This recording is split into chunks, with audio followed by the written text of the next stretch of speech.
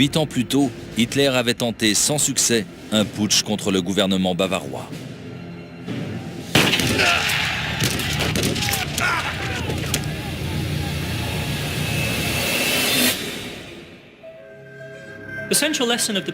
La principale leçon qu'Hitler tire de cet échec, c'est que la politique du coup de force, de l'activisme clandestin et des actions paramilitaires n'est pas suffisante.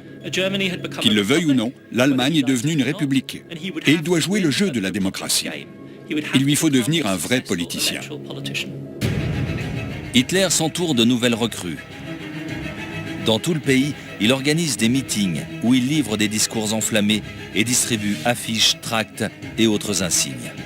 Le parti nazi présente une image d'énergie, de force, de jeunesse et de détermination, prête à servir le pays.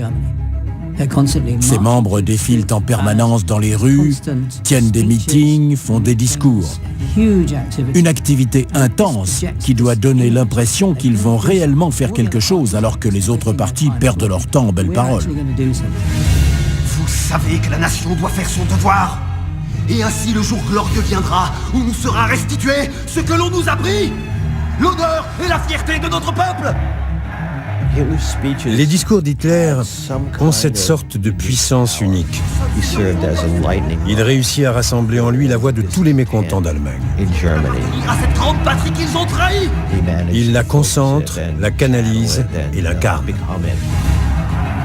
En quelques années, le Parti national-socialiste est passé d'un groupuscule marginal à un mouvement politique structuré en plein essor.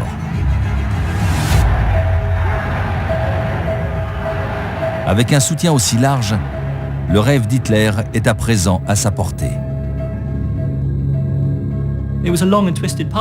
C'est un chemin long et tortueux qui a mené Hitler de l'ancien combattant traumatisé à l'homme qui prétend diriger l'Allemagne.